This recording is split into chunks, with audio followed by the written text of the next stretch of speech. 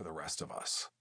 The smart, informed, open-minded masses who sense that traditional sex and dating norms are repressing us, but want to go beyond simply acknowledging this and actually do something to change it. Together, let's turn all the old-fashioned sex and dating rules that are harming our relationships and our culture on their heads. I want to show you how to make your sex life hotter and your relationships healthier. And no, those two goals aren't mutually exclusive. No matter where you fall on the gender or sexual identity scale, to combat the toxic messaging we've been steeped in all of our lives, I'm presenting a whole new set of touchstones, some of which may be controversial or unfamiliar to you. Let's take a look. People are diverse, and it's time to embrace that. This book is for everyone. All genders, races, ages, backgrounds, sexualities, and body types. People who body shame don't want a partner. They want a fantasy. If you complain about the size of your partner's penis, go buy a dildo. You aren't ready for a real relationship.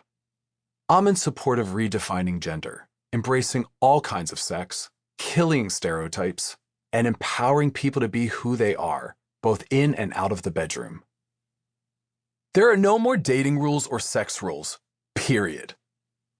This means no ego-based lists of dream partner requirements. No more should I or shouldn't I text games. No more setting limits on who you'll date or have sex with.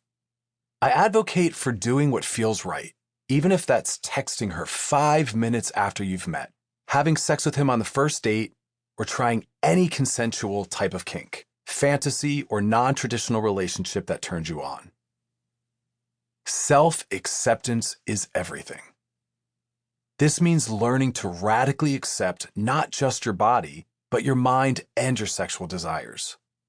It's not about being classy, appropriate, on-trend, IG popular, or respectable. I don't believe in changing who you are. This book is about choosing not to cooperate with ageism, thinspiration, slut-shaming, body-shaming, and so on. Anonymous sex can be a relationship in and of itself. One-night stands can be just as valuable, intimate, and transformative as years-long relationships. I differ from most conventional therapists out there in that I encourage people to have lots of sex with lots of people. Why? Because it helps you connect with others and yourself. Self-help is selfish.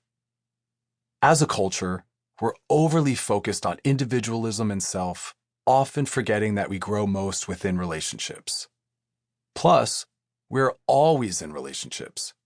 Even when we're alone, we're still emotionally and psychologically connected to people. I encourage people to focus on relational help, not self-help, and relational esteem, not self-esteem. Think we, not me. Your sexuality is fluid. How you identify now isn't necessarily how you will identify for the rest of your life. Though sexual fluidity has been getting more public recognition in the past few years, there are other sexual identities still commonly neglected. For example, asexuals and solosexuals. Asexual equals someone with no sexual drive. Solosexual equals someone who gets off alone but has no interest in partnered sex acts. No matter how you identify, your sexuality isn't an unimportant afterthought, and I'll address the entire spectrum in this book. At heart, this book is an anti-dating book.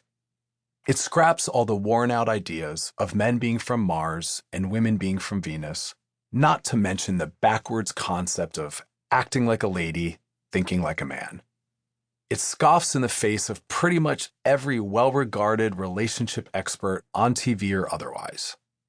As we all know, the old guard's way of relationshiping hasn't worked out so well. We've got a 60% plus rate of cheating and divorce, and 45% of today's population is single, the highest rate ever. In today's hyper-connected online world, we need face-to-face interactions with people, which includes sex and dating. Thanks to the pressures of social media and the internet,